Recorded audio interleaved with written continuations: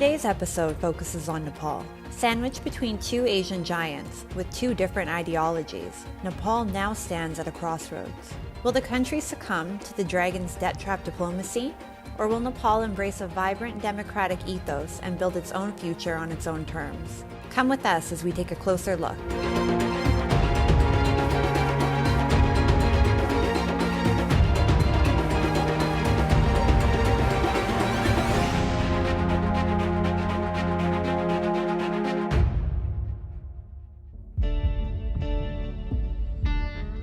Nepal walks a tightrope as competitive diplomatic maneuvers between China and the United States intensify in its small but strategically significant location.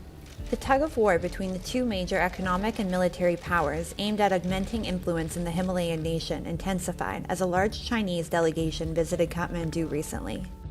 The joint statement released post-extensive talks suggested that meetings were largely focused on the Nepal general elections scheduled to be held later in the year. In what has been highlighted by many as undermining Nepal's sovereignty, Beijing has managed to persuade Kathmandu to sign an agreement which will allow China to keep a close and constant vigil over Nepal's legislative and governing standpoints. Experts say China is also concerned about the declining dominance of the communist parties in the country. In order to achieve its long-term objectives and advance its expansionist ambitions, Beijing wants to see a government in power in Kathmandu that is in line with its ideological leanings. China appears concerned that Nepal's communist parties may lose elections and may lose their, standing in the power dynamics and may lose their position in the parliament, where they were the largest party during the last elections. So I think it's quite worried about November elections. On the other hand, the United States has become increasingly involved in the Himalayan nation. The United States' $500 million USD assistance under the Millennium Challenge Compact, which was ratified by the Nepal Parliament recently, is a major setback to China's overly intrusive diplomacy. The grant assistance of $500 million USD would be used to strengthen Nepal's energy transmission and road development projects. This particular development has rung alarm bells in China's power corridors. Since then, China has shown a special interest in Nepalese issues. In the recent delegation-level bilateral engagement, China pledged to expeditiously pursue projects related to the BRI, or Belt and Road Initiative. Deemed as the modern-day Silk Road, these projects were signed as far back as 2017, but have yet to see the light of day. There was a kind of exchange of words between China and USA. When there was Nepal was debating whether or not to ratify MCC, or just recently whether or not to join the US State Partnership Program, SPP. So the Chinese leaders are coming in and trying to nose and trying to take Nepal and Nepali leaders into confidence more now than ever before. Experts have opined that China has devised a two-pronged strategy to counter a possible American diplomatic consolidation in Nepal. 1. China will unleash information warfare tactics against Washington. 2. It will pursue Nepalese political developments in order to have who China considers to be favorable leaders at the helm of affairs in the country. The general elections in November will be crucial to the future course of diplomacy. However, the tide doesn't seem to be favoring Beijing. With its debt-trap diplomacy receiving negative publicity and its missions in different countries facing a popular backlash, there is no denying that China is responsible for some major investments in Nepal and other similar small, underdeveloped countries. However, the loans China provides are tagged with massive interest rates, which eventually result in countries falling into the never-ending debt loop. Sri Lanka has suffered the consequences. Experts predict that Pakistan might meet a similar fate. In such circumstances, one can only hope that Kathmandu somehow preempts China's moves and turns to more reliable, open, and democratic alternatives like the United States and India.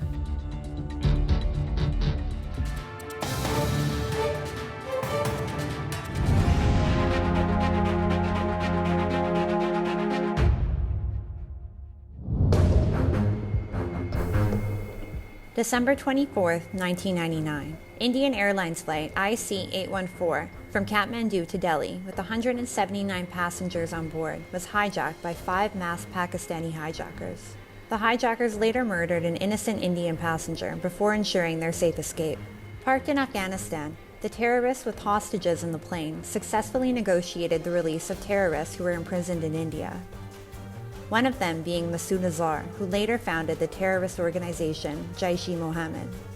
After being released, the Pakistan-based Masood Azhar masterminded several terror operations, including the attack on Indian Parliament in 2001 and the Pulwama attack in 2019. In 2018, the intergovernmental body, Financial Action Task Force, the FATF, acting on India's insistence, listed 8 Pakistan-based terror groups as entities of concern, including Jaish-e-Mohammed. Pakistan was also asked to take action against the group, its members, and their finance sources. However, Pakistan never paid any heed to the FATF's directions. Facing global pressure and with an eye on being removed from the FATF's Grey List, Pakistan claims to have severed all ties with the leadership of the proscribed Jaish-e-Mohammed terror group. Pakistan claims to have written a letter to the Taliban regarding the presence of Masood Azhar, stating that the Jaish-e-Mohammed chief is likely to be in the Nangarhar and Kunhar provinces in Afghanistan. However, in a major embarrassment for Islamabad, the Taliban government has denied Pakistan's claims and has instead alleged that Masood Azhar could be in Pakistan. The most interesting thing is for the Taliban to issue such a strong denial and to actually contradict Pakistan. So I think it just shows that now what we are seeing is this unraveling of the cozy relationship between the Taliban and its erstwhile mentors, Pakistan. The FATF will soon rule whether Pakistan continues to remain on its Grey List. The FATF Grey List is a blot on a country's financial compliance standards. It also informs the world that the country does not have adequate standards in place to safeguard against money laundering and terror financing. In addition to the upcoming FATF decision that will decide Pakistan's fate in global commerce, there are other reasons also behind Pakistan's sudden move. Apart from Pakistan's aim to be removed from the FATF Grey List, there are other reasons behind Pakistan's attempts to distance itself from Jaish-e-Mohammed. Pakistan's frustration with Afghanistan appears to be growing as violence on its soil has increased after the Taliban takeover of Kabul. Clashes in the border areas in Afghanistan often spill over into Pakistan, leading to further instability in the region. This recent standoff on Masood Azhar's whereabouts is another flashpoint in Pak-Afghan relations. Pakistan's recent show of denouncing Jaish-e-Mohammed and allegations that the group's leader is hiding in Afghanistan does not hide the reality that Pakistan continues to be a safe haven for global terrorists wanted by India and the West. According to a congressional report on terrorism, Pakistan is home to at least 12 groups designated as foreign terrorist organizations. Of these, there are 5 groups classified as being India-centric, such as Lashkar-e-Taiba and Jaish-e-Mohammed. Furthermore, Dawood Ibrahim, gangster, drug kingpin, and terrorist, is also alleged to be hiding in Pakistan. Ibrahim's location was reaffirmed when his brother, Iqbal Kaskar, was arrested by the Narcotics Control Bureau in June 2021 and confessed that Ibrahim was living in Pakistan. Experts opine that Pakistan is being protected by China, who is interested in exploiting Pakistan's resource-rich Balochistan. China has blocked a proposal by India and the United States at the United Nations to blacklist Sajid Mir, a top Lashkar-e-Taiba operative involved in directing the 2008 Mumbai attacks. This is not the first time that China has rushed to the aid of terrorists in the United Nations. In fact, this is the 3rd technical block by China to stop the United Nations from designating a Pakistan-based terrorist as a global terrorist. China's support of Pakistan for its own ambitionist aims is indirectly supporting terrorism. It is with such Chinese support that Pakistan has their eye on a new enemy, the Taliban. The Taliban does not appear to be willing to tolerate Pakistan's tactics, however, as is evidenced by their denunciation of Pakistan's claims that Masood Azhar is hiding within their territory. Tensions are already high between Pakistan and Afghanistan over differences on the Durand Line. Any acts of aggression by either country could create a crisis in the region. I think we will see more of these differences coming between the two. And obviously Pakistan is trying to shift the blame here and there. But today Afghanistan is in no mood, it appears. We have to still watch them to see how they respond to these kinds of games which Pakistan is trying to play. Pakistan has always attempted to avoid addressing any allegations of terrorism or terrorists on their soil. either by refusing to provide clear and transparent information or by diverting allegations against a third party.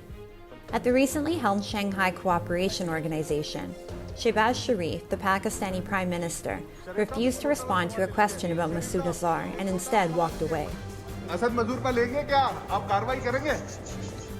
Pakistan has a long history of either supporting or turning a blind eye to terrorists operating within their territory.